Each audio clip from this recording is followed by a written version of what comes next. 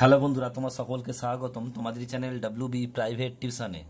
আজকের এই ভিডিওতে আমরা ডাফ অ্যান্ড দ্য 2024 ক্লাস 8-এর যে কোশ্চেন বাঞ্চ রয়েছে এই প্রশ্নপত্রে 260 নম্বর পেজে যে তোমাদের Bardhaman Harisabha Hindu girls high school প্রশ্নপত্র রয়েছে, এই প্রশ্নপত্রের সম্পূর্ণ উত্তর নিয়ে আলোচনা করব। তো চলো ভিডিও শুরু করা যাক।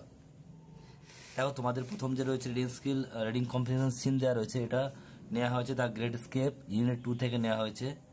তো চলো প্রশ্ন উত্তরগুলো দেখে নাও পরপর।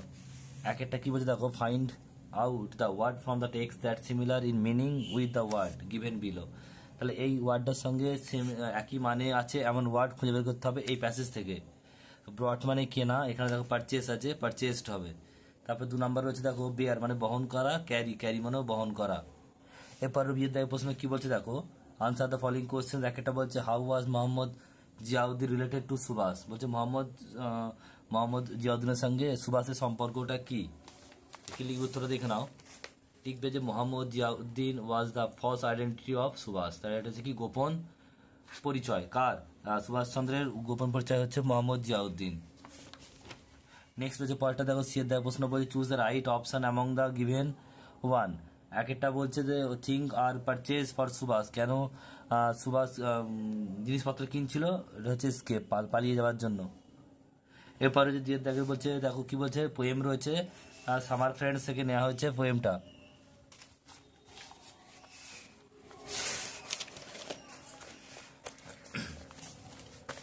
একের দাগে প্রশ্ন কি বলছে দেখে নাও। একটা বলছে আনসার দ্য ফলোইং কোশ্চেন্স। একটা হোয়েন ডাজ দ্য বলছে শ্যালো কামস। উত্তরটা কি লিখবে? The swallow comes in summer when the weather is fair. Next প্রশ্ন দুইটা কি বলছে, where is the swallow heard from. তাহলে বলছে কি swallow is heard from the chimneys. Chimney থেকে শোনা যেত শ্যালোর আওয়াজ। এরপরে প্রশ্ন হচ্ছে তিনেরটা, what does he do in cold windy dry. শীতের দিনে কি করতো? লিখবে in cold Windy day the shallow will fly away like a fair weather friends. এরপর রয়েছে দেখো, এরপর রয়েছে বিয়ের দাগে ট্রু ফলস লিখতে হবে। একটা বলছে the swallow is fair weather bird, এটা কি হবে? ট্রু হবে। তারপর দুইটা বলছে দেখো, his scraping can be heard from week for week together. তাহলে হচ্ছে কি এই পাখি কিচিরমিচি শোনা যেত এক সপ্তাহ ধরে, এটাও কি হবে? অবশ্যই ট্রু হবে। দুটোই ট্রু হলো। এরপর দেখো রয়েছে পরেরটা কি বলছে, পরেরটা বলছে আনসিন দেওয়া রয়েছে। দেখো কি বলছে, এটা পড়া যাক, তার মানেগুলো দেখা যাক কি রয়েছে। বলছে the magnificent blue whale of the sea is the largest animal on earth. তাহলে বলছে যে সমুদ্রের নীল তিমি হচ্ছে পৃথিবীর সবচেয়ে বড় প্রাণী। বলছে is reaches a length of 30 metre. এটা দৈর্ঘ্য হচ্ছে কত? 30 metre, 30 metre. And weight up to 180,000 kilogram. তাহলে 1800 কেজি ওজন। No other living animal has ever reach this size. কোনো জীবিত প্রাণী এতটা এতটা এত এত বড় সাইজ হতে পারে না, নেই। অলদো এ ম্যামেল, যদিও স্তন্যপায়ী, the well look like a fish. যদিও এটা হচ্ছে স্তন্যপায়ী, কিন্তু এটা কি বলছে? লুক লাইক এ ফিশ, এটা দেখতে অনেকটা মাছের মতো। অনলি বিকজ, শুধুমাত্র কারণ কি, it lives in water and it is streamline body. তাহলে কি বলছে? এটা এতে বাস করে এবং জলেতে বাস করে, তাই। ইটস ফিশ লাইক টেল, এটা মাছের মতো লেজ আছে। And two flipper like two fins. তার মধ্যে দুটো ফ্লিপার আছে, যেটা খাওয়ার মধ্যে মাছের পাখনার মতো। তো প্রথম প্রশ্ন দেখো কি বলছে, এর দাগে ট্রু ফলস লিখতে হবে। একটা the blue whale is the heaviest animal on earth. এটা কি হবে তাহলে? এটা অবশ্যই কি হবে? ট্রু। তারপর দুইটা কি বলছে দেখো, the blue whale is the largest fish in water. এটা কি হবে? অবশ্যই এটাও ট্রু হবে।